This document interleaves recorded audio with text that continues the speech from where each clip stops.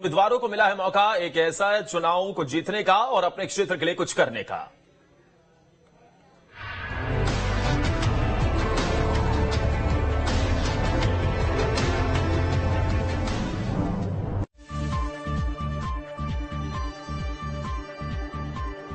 Vijay Baghel BJP की तरफ से, मुख्यमंत्री भूपेश बघेल कांग्रेस पार्टी की तरफ से, तो अमित जोगी जेसीसीजे की तरफ से चुनावी मैदान में। अब आप तीनों के नाम के विस्तार से बताते हैं आपको। मुख्यमंत्री भूपेश बघेल राज्य सरकार में मंत्री, और भूपेश बघेल के नाम पर ही कांग्रेस पार्टी चुनाव लड़ रही है। सामने भारतीय जनता पार्टी ने उन्हीं के भतीजे दुर्ग से सांसद विजय बघेल को चुनावी मैदान में उतार दिया है, लेकिन आखिरी मौके पर अमित जोगी ने नामांकन पत्र दाखिल कर सबको चौंका दिया। जेसीसीजे के प्रमुख अमित जोगी, यानी कि कुल मिलाकर पाटन में मुकाबला बहुत ज्यादा दिलचस्प हो गया है। तीन बड़े चेहरे, सबसे बड़ा चेहरा मुख्यमंत्री भूपेश बघेल का, सामने वहां के सांसद बीजेपी के दिग्गज नेता भूपेश बघेल के भतीजे विजय बघेल हैं। तो दिग्गजों की दांव सात पर दांव लगी हुई है, लेकिन इन सब के बीच में वोटिंग चल रही है। अंकुश, अब वापस से हम टीएस सिंहदेव के बयान पर चलते हैं।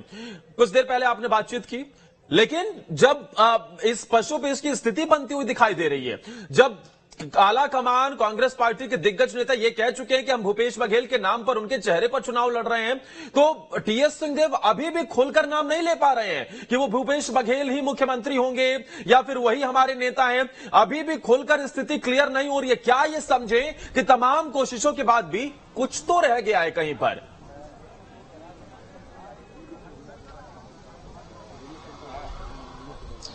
देखिए, छत्तीसगढ़ के डिप्टी सीएम हैं टीएस सिंहदेव, और उसके पहले की अगर हम बात करें तो सरकार बनने के 2.5 साल बाद एक बहुत जोरों से चर्चा उठी थी, जिसमें कहा गया था कि 2.5 साल के मुख्यमंत्री होंगे टीएस सिंहदेव।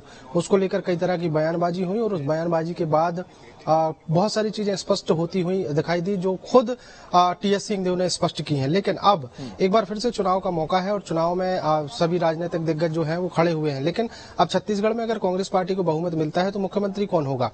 आलाकमान की तरफ से एक आध बार जरूर कहा गया है कि मुख्यमंत्री जो है वो भूपेश बघेल ही होंगे, लेकिन जो टीएस सिंहदेव है वो स्पष्ट रूप से ये नहीं कह रहे हैं कि भूपेश बघेल मुख्यमंत्री होंगे, क्योंकि कहीं ना कहीं उनकी कितने बार हमने उनसे सवाल किए हैं कि आप क्या मुख्यमंत्री बनना चाहते हैं, तो उनका स्पष्ट रूप से जवाब आया है कि मुख्यमंत्री कौन नहीं बनना चाहेगा।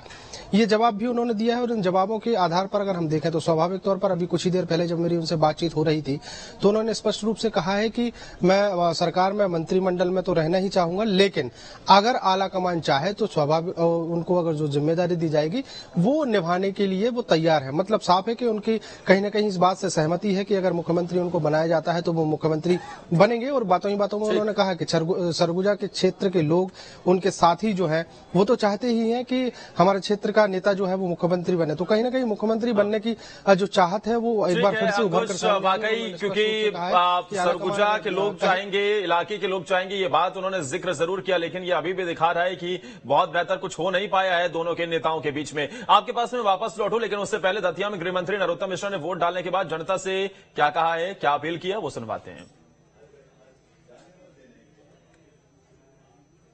कांग्रेस प्रत्याशी है, उनने 35 साल में कुछ किए नहीं, और इसलिए आपने देखा होगा कि उनकी जितनी सभा हुई, चाहे दिग्विजय सिंह जी आए हो, चाहे कमलनाथ, चाहे माननीय प्रियंका, एक ने भी दतिया में विकास की बात नहीं करी। खुद कांग्रेस के प्रत्याशी ने दतिया में विकास की बात नहीं की। अब इससे ज्यादा और क्या खराब हो?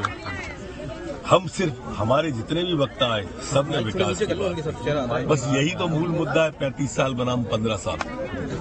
लोकतंत्र के महापर्व पर आज मतदान किया है, और लोगों को संदेश देना चाहिए। लोगों से अपील करूंगा कि सभी लोग कमल का बटन दबाएं। ये कमल के बटन दबाने से आतंकवादियों में दहशत होती है। ये कमल के बटन दबाने से तिरंगा कश्मीर के लाल चौक से लेके चांद तक फहराया जाता है। ये कमल का बटन गरीबों को आवास लेके आता है। ये कमल का बटन शौचालय लेके आता है। ये कमल का बटन गेहूं लेके आता है, निःशुल्क गेहूं लेके आता है। ये कमल का बटन वंदे भारत ट्रेन लेके आता है।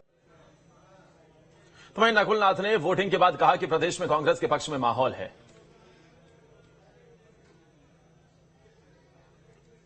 11 वचन थे और काफी महत्वपूर्ण ये वचन है। हालांकि बीजेपी कह रही है कि लाडली बहना योजना के तहत हम काम कर रहे हैं, आदि आबादी हमारे साथ, तो सर कितना इम्पैक्ट लगा, क्योंकि आपने बड़ा प्रचार किया, काफी जगह सभा भी की। बीजेपी का घोषणा पत्र 5 दिन पहले रिलीज हुआ था, जारी हुआ था, उसमें लाडली बहना योजना का कोई जिक्र नहीं है, तो ये इनकी असलियत दिखाते हैं। सर खासतौर पर अगर देखिए अगर बीजेपी के तमाम जो बड़े दिग्गज है तमाम मैदान में उतरे और मैदान में उतरने के साथ ये कोशिश करी, देखिए ये है, आप तस्वीर देख सकते हैं कि कमलनाथ जी लगातार यहाँ पे पूजा अर्चना कर रहे हैं और कोशिश यही है कि मतदान के पहले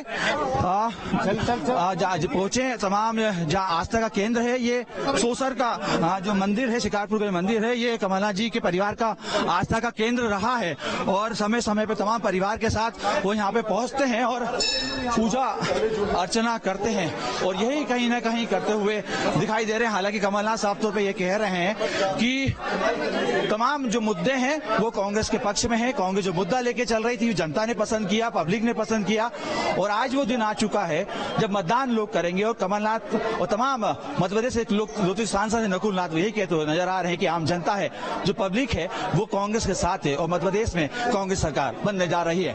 वीडियो प्रतीक रातू शर्मा, न्यूज स्टेट, मध्य प्रदेश, छत्तीसगढ़, छिंदवाड़ा। और एक छोटे से ब्रेक के लिए रुक रहे हैं, फौरन हाजिर होते हैं।